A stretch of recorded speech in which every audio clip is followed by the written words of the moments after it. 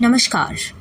बचपन की कुछ कहानियाँ ऐसी होती हैं जो उम्र के साथ पुरानी नहीं होती, बल्कि हर बार एक नया अर्थ दे जाती हैं। प्रेमचंद्र की ईदगाह ऐसी ही एक अमर कहानी है जो हमें सिखाती है कि सच्चा प्रेम उपहारों की कीमत में नहीं, बल्कि भावनाओं की गहराई में बसता है। आइए सुनते हैं हामिद और उसकी दादी अमीना की यह अविस्मरणीय कथा। रमज़ान के पूरे 30 रोज़ों के बाद ईद आई है। गांव में कितनी हलचल है। ईदगाह जाने की तैयारियां हो रही हैं। किसी के कुर्ते में बटन नहीं है, पड़ोसी के घर से कोई सुई धागा लेने के दौड़ा जा रहा है। किसी के जूते कड़े हो गए हैं तो उनमें तेल डालने के लिए तेली के घर भागा जा रहा है। जल्दी जल्दी बैलों को सानी पानी दे दें, ईदगाह से लौटते लौटते दोपहर हो जाएगी। लड़के सबसे ज़्यादा प्रसन्न हैं। किसी ने एक रोज़ा रखा है, वह भी दोपहर तक, किसी ने वह भी नहीं, लेकिन ईदगाह जाने की खुशी उनके हिस्से की चीज़ है। रोज़े बड़े बूढ़ों के लिए होंगे, इनके लिए तो ईद है। रोज़ ईद का नाम रटते थे, आज वह आ गई। अब जल्दी पड़ी है कि लोग ईदगाह क्यों नहीं चलते। बार बार जेब से अपना खजाना निकाल कर गिनते हैं और खुश होकर फिर रख लेते हैं। महमूद गिनता है, 1, 2, 10, 12। उसके पास 12 पैसे हैं। मोहसिन के पास 1, 2, 3, 8, 9, 15 पैसे हैं। इन्हीं अनगिनत पैसों में अनगिनत चीज़ें लाएंगे, खिलौने, मिठाइयाँ, बिगुल, गेंद और जाने क्या क्या। और सबसे ज़्यादा प्रसन्न है हामिद। हामिद अपनी बूढ़ी दादी अमीना की गोद में सोता है। हामिद के पाँव में जूते नहीं हैं, सिर पर एक पुरानी सी टोपी है जिसका गला और गोटा काला पड़ गया है। गांव से मेला चला और बच्चों के साथ हामिद भी जा रहा था। कभी सबके सब दौड़कर आगे निकल जाते, फिर किसी पेड़ के नीचे खड़े होकर साथ वाले का इंतज़ार करते। ये लोग क्यों इतने धीरे धीरे चल रहे हैं। हामिद के पैरों में तो जैसे पर लग गए हैं। शहर आ गया, बड़ी बड़ी इमारतें आने लगी। यह अदालत है, ये कॉलेज है, यह क्लब घर है। इतने बड़े कॉलेजों में लेकिन कितने लड़के पढ़ते होंगे। सब लड़के नहीं हैं जी, बड़े बड़े आदमी हैं। सच, उनकी बड़ी बड़ी मूछें हैं। इतने बड़े हो गए अभी तक पढ़ने जाते हैं। ना जाने कब तक पढ़ेंगे और क्या करेंगे इतना पढ़कर। हामिद के मदरसे में 2-3 बड़े बड़े लड़के हैं, बिल्कुल 3 कौड़ी के। रोज़ मार खाते हैं, काम से तो जी चुराते हैं। इसकी जगह भी उसी तरह के लोग होंगे और क्या। सहसा ईदगाह नज़र आ गया। नमाज ख़त्म हो गई, लोग आपस में गले मिल रहे हैं। तब मिठाई और खिलौने की दुकान पर धावा होता है। ग्रामीणों का यह दल इस विषय में बालकों से कम उत्साही नहीं है। ये देखो, हिंडोला है, 1 पैसा देकर चढ़ जाओ। कभी आसमान पर जाते हुए मालूम होंगे, कभी ज़मीन पर गिरते हुए। यह चरखी है, लकड़ी के हाथी, घोड़े, ऊँट छोटे छोटे से लटके हुए हैं। 1 पैसा देकर बैठ जाओ और 25 चक्करों का मज़ा लो। महमूद और मोहसिन और नूरे की और अम्मी इन घोड़ों और ऊँटों पर बैठते हैं। हामिद दूर खड़ा है, 3 ही पैसे हैं उसके पास। अपने कोष का 1/3 ज़रा सा चक्कर खाने के लिए तो नहीं दे सकता। सब चरखियों से उतरते हैं, अब खिलौने लेंगे। इधर दुकान की कतार लगी हुई है, तरह तरह के खिलौने हैं। सिपाही और गुजरिया, राजा और वकील, भिश्ती और धोबिन और साधु। वाह, कितने सुंदर खिलौने हैं। अब बोलना ही चाहते हैं। महमूद सिपाही लेता है, खाकी वर्दी और लाल पगड़ी वाला, कंधे पर बंदूक रखे हुए। मालूम होता है अभी कवायद के लिए चला आ रहा है। मोहसिन को भी भिश्ती पसंद आया। कमर झुकी है, ऊपर मशक रखे हुए है। मशक का मुंह एक हाथ से पकड़े हुए है, बस मशक से पानी उड़ेलना ही चाहता है। नूरे को वकील से प्रेम है। कैसी विद्वता है कि उसके मुख पर। काला चोगा, नीले सफ़ेद अचकन के सामने जेब में घड़ी, सुनहरी जंजीर, एक हाथ में कानून का पोथा लिए हुए। मालूम होता है अभी किसी अदालत से जिरह या बहस करने के लिए जा रहा है। यह सब 2-2 पैसे के खिलौने हैं। हामिद के पास कुल 3 पैसे हैं। इतने महंगे खिलौने वह कैसे ले। खिलौना कहीं हाथ से छूट पड़े तो चूर चूर हो जाए, ज़रा सा पानी पड़े तो सारा रंग धुल जाए। ऐसे खिलौने लेकर वह क्या करेगा। लेकिन ललचाई हुई आंखों से खिलौने को देख रहा था और चाहता था कि ज़रा सी देर के लिए उन्हें हाथों में ले सकता। खिलौने के बाद मिठाइयाँ आती हैं। किसी ने रेवड़ियाँ ली, किसी ने गुलाब जामुन, किसी ने सोहन हलवा। सभी मज़े से खा रहे थे। मिठाइयों के बाद कुछ दुकानों में लोहे की चीज़ें हैं। कुछ गिलट, कुछ नकली गहनों की। लड़कों के लिए यहाँ कोई आकर्षण नहीं था। ये सब आगे बढ़ जाते हैं। हामिद लोहे की दुकान पर रुक जाता है। कई चिमटे रखे हुए थे। उसे ख्याल आया, दादी के पास चिमटा नहीं है। तवे से रोटियां उतारती हैं तो हाथ जल जाता है। अगर वह चिमटा लेकर दादी को दे दे तो वह कितनी प्रसन्न हो जाएंगी। फिर उनकी उंगलियां भी कभी ना जलेंगी। घर में एक काम की चीज़ भी हो जाएगी। खिलौने से क्या फ़ायदा। हामिद के साथी आगे बढ़ गए थे। सबील पर सब के सब शरबत पी रहे थे। देखो सब के सब कितने लालची हैं। कितनी मिठाइयाँ ली, मुझे किसी ने एक भी न दी। उस पर कहते हैं मेरे साथ खेलो, मेरा यह काम करो। अब अगर किसी ने कोई काम करने को कहा तो पूछूंगा। खाए मिठाइयाँ, अपना मुंह सड़ेगा, फोड़े फुंसी निकलेगी, आपकी ज़बान चटोरी हो जाएगी। सब के सब हंसेंगे कि हामिद ने तो चिमटा लिया है। हंसे मेरी बला से। उस दुकानदार से पूछा, यह चिमटा कितने का है। दुकानदार ने उसकी ओर देखा और कोई आदमी साथ ना देकर कहा कि यह तुम्हारे काम की चीज़ नहीं जी। बिकाऊ है कि नहीं। बिकाऊ क्यों नहीं है, और क्या यहाँ क्यों लाद लाए हैं। तो ये बताते क्यों नहीं कि कितने पैसे का है। 6 पैसे लगेंगे। हामिद का दिल बैठ गया। ठीक ठीक बताओ। ठीक ठीक 5 पैसे लगेंगे। लेना हो तो लो, नहीं तो चलते बनो। हामिद ने कलेजा मजबूत करके कहा, 3 पैसे लोगे। यह कहता हुआ वह आगे बढ़ गया कि दुकानदार की घुड़कियाँ न सुने। लेकिन दुकानदार ने घुड़कियाँ नहीं दी, बुलाकर चिमटा दे दिया। हामिद ने उसे इस तरह कंधे पर रखा मानो बंदूक है और शान से अकड़ता हुआ संगियों के पास आ गया। ज़रा सुने सबके सब क्या क्या आलोचनाएं करते हैं।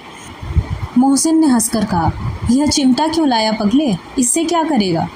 हामिद ने चिमटे को ज़मीन पर पटक कर कहा, ज़रा अपनी भिश्ती ज़मीन पर गिरा दो, सारी पसलियाँ चूर चूर हो जाएंगी बच्चों की। महमूद बोला, तो यह चिमटा कोई खिलौना है। हामिद, खिलौना क्यों नहीं है, अभी कंधे पर रखा बंदूक हो गई, हाथ में लिया फ़कीरों का चिमटा हो गया। चाहूँ तो इसमें मंजीरे का भी काम कर सकता हूँ। एक चिमटा जमा दूँ तो तुम लोगों के सारे खिलौने की जान निकल जाए। तुम्हारे खिलौने कितना ही जोर लगाएं, मेरे चिमटे का बाल भी माका नहीं कर सकते। मेरा बहादुर शेर है चिमटा। सम्मी ने खंजरी ली थी, प्रभावित होकर बोला, मेरी खंजरी से बदलोगे, 2 आने की है। हामिद ने खंजरी की ओर उपेक्षा से देखा और कहा, मेरा चिमटा चाहे तुम्हारी खंजरी के पेट फाड़ लाए। बस एक चिमटे की झिल्ली लगा दी, ढब ढब बोलने लगी। ज़रा सा पानी लग जाए तो ख़त्म हो जाए। मेरा बहादुर चिमटा आग में, पानी में, आंधी में, तूफान में बराबर डटा खड़ा रहेगा। चिमटे ने सभी को मोहित कर लिया, लेकिन अब पैसे किसके पास धरे हैं। फिर मेले से दूर निकल आए हैं। 9 कब बज गए थे, धूप तेज हो रही थी, घर पहुंचने की जल्दी हो रही थी। बाप से जिद भी करें तो चिमटा नहीं मिल सकता है। हामिद है बड़ा चालाक, इसलिए बदमाश ने अपने पैसे बचा कर रखे थे।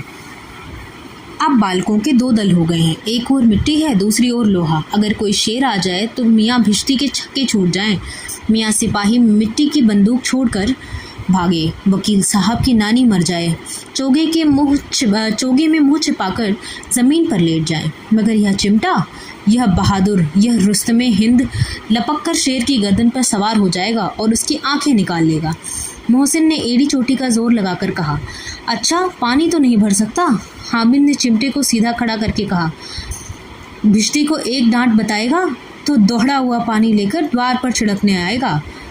मोहसिन परास्त हो गया, पर महमूद ने कुमुक पहुंचाई, अगर बच्चों पकड़े जाएं तो अदालत में बंधे बंधे फिरेंगे, तब वकील साहब के ही पैरों पड़ेंगे। हामिद इस प्रबल तर्क का जवाब न दे सका। उसने पूछा, हमें पकड़ने कौन आएगा।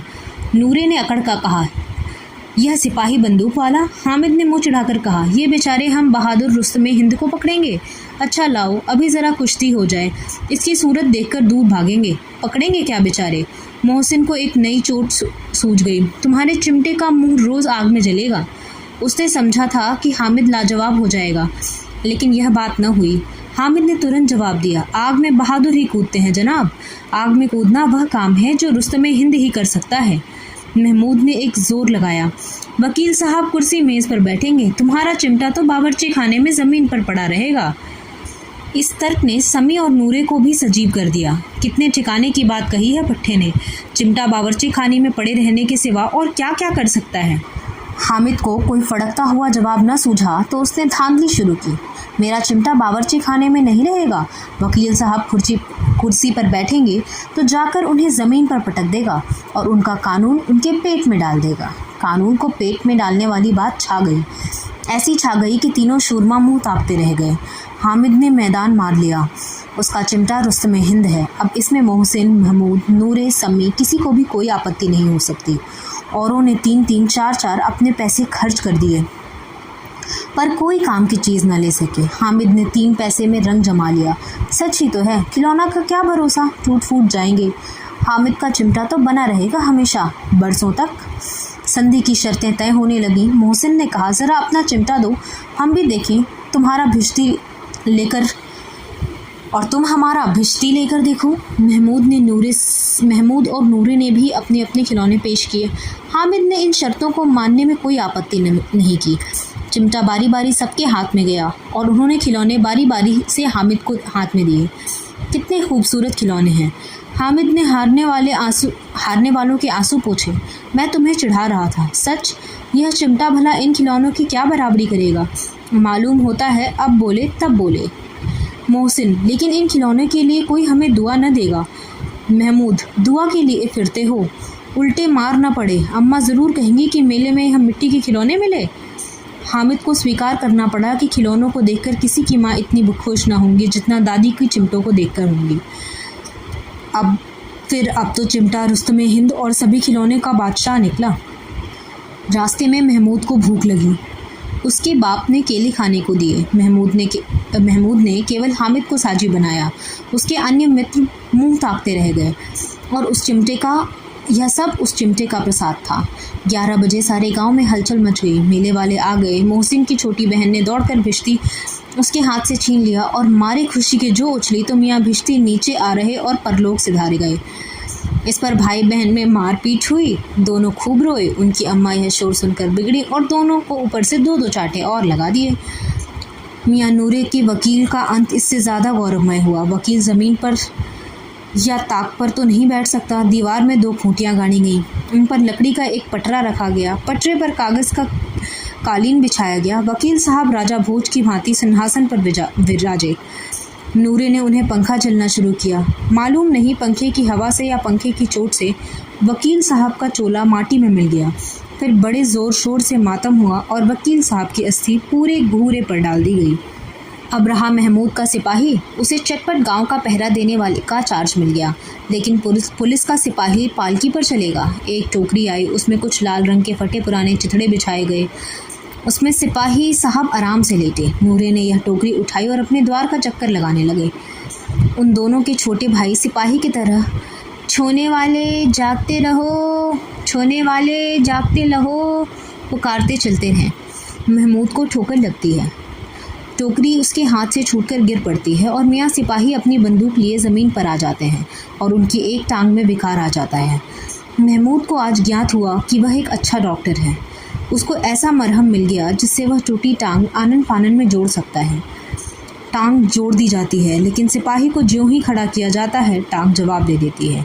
शल्य क्रिया असफल हुई तब उसकी दूसरी टांग भी तोड़ दी जाती है। अब कम से कम एक जगह आराम से बैठे तो रह सकता है। अब मियाँ हामिद का हाल सुनते हैं। अमीना उसकी आवाज़ सुनते ही दौड़ी और उसे गोद में उठाकर प्यार करने लगी। सहसा उसके हाथ में चिमटा देखकर वह चौंकी। यह चिमटा कहाँ था? मैंने मोल लिया है। कितने पैसे में? 3 पैसे दिए। अमीना ने अपनी छाती पीट ली। यह कैसा बेसमझ लड़का है कि दोपहर हुआ, कुछ खाया न पिया और लाया क्या? यह चिमटा। सारे मेले में तुझे और कोई चीज़ न मिली जो यह लोहे का चिमटा उठा लाया? हामिद ने कहा, तुम्हारी उंगलियां तवे पर जल जाती थीं, इसलिए मैंने इसे ले लिया। बुढ़िया का क्रोध तुरंत स्नेह में बदल गया। बच्चे में कितना त्याग, कितना सद्भाव और कितना विवेक है। दूसरों को खिलौने लेते और मिठाई खाते देखकर इसका मन कितना ललचाया होगा। वहाँ भी इसे अपनी बुढ़िया दादी की याद बनी रही। अमीना का मन गदगद हो गया। वह रोने लगी। दामन फैलाकर हामिद को दुआएं देती जाती थी और आंसू की बड़ी बड़ी बूंदें गिराई जाती थी। धन्यवाद।